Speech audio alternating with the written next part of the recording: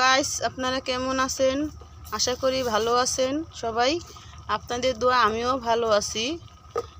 আজকে আমি রান্না করব মিষ্টি কুমড়া শাক আলু দিয়ে টাকাবো। বরিশালের মানুষেরা কয় মিষ্টি কুমড়া শাক আলু দিয়ে টাকায়, তা আমিও আলু দিয়ে শাক টাকাবো। আজকে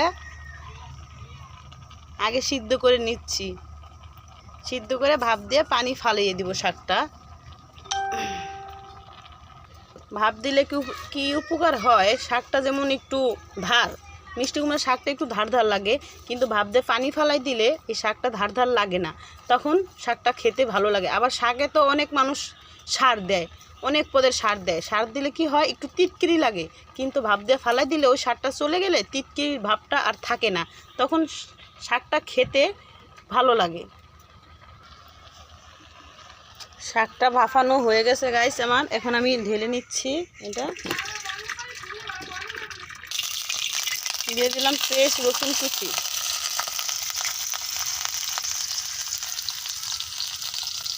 একটু বেশি করে পেস্ট দিব, আর সাথে কাঁচামরিচ দিয়ে দিলাম। এভাবে শাক রান্না করলে শাকটা মজা লাগে খেতে, খুবই ভালো লাগে খেতে। রসুন আর পেস্ট কাঁচামরিচ ভাজা হয়ে গেছে, লাল হয়ে গেছে। এখন দিয়ে দিব গুঁড়া চিংড়ি মাছ। সমুদ্র এই যে বরিশালে মানুষ এই চিংড়িটা খায় বেশি শাক দিয়ে। গাইস, সব পদে শাক দিয়ে চিংড়িটা রান্না করলে ভালো লাগে।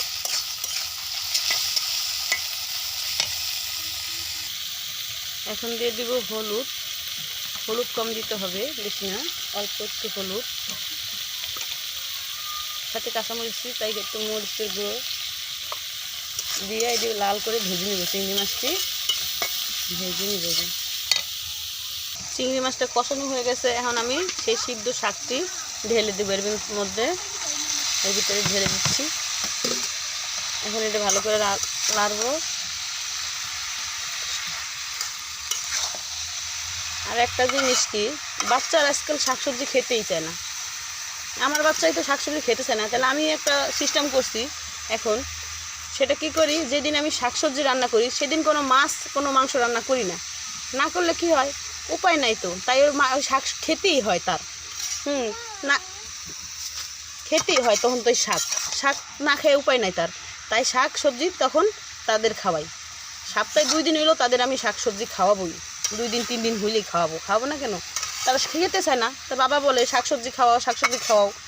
শাকসবজি না খেলে শরীরে ভিটামিন হয় না বাচ্চাদের। তাই আমি ওই সিস্টেম করে নিছি, যেদিন শাকসবজি রান্না করব সেদিন আমি ওদের অন্য কোনো খাবার মাছ টাছ দেবো না কেন, সেদিন খালি শাকসবজি খাওয়াবো। যেমন শাক রান্না করছি, ডাল রান্না করব, যেমন আরেকটা ভাজি রান্না করব সাথে, তখন এই 3টা আইটেম থাকলে তখন শাক খেতেই হবে ওদের।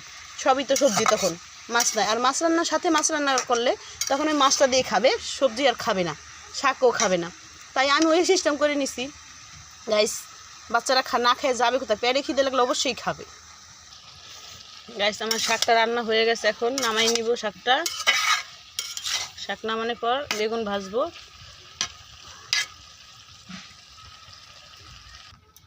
এখন বেগুনটা ভেজে নিব।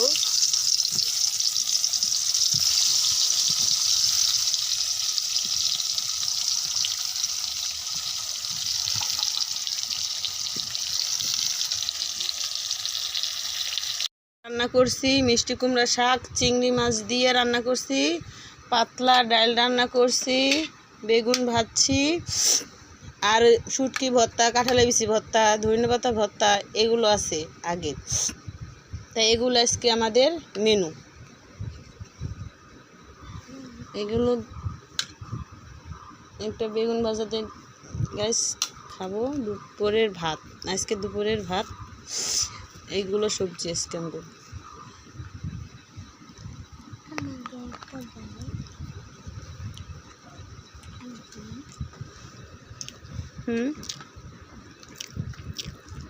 বেগুন ভাজা খুবই ভালো। আমার ছোটো মেয়ে খাচ্ছে বেগুন ভাজা দিয়ে, আমরা সবাই খাচ্ছি।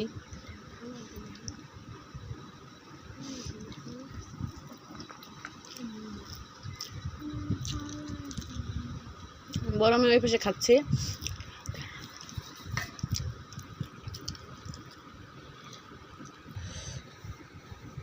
ভিডিওটি ভালো লাগলে লাইক শেয়ার কমেন্ট করেন। আর পুরো ভিডিও রান্নার ভিডিও দেখলে ইউটিউব চ্যানেলে আছে, সেখানে দেখতে পারেন।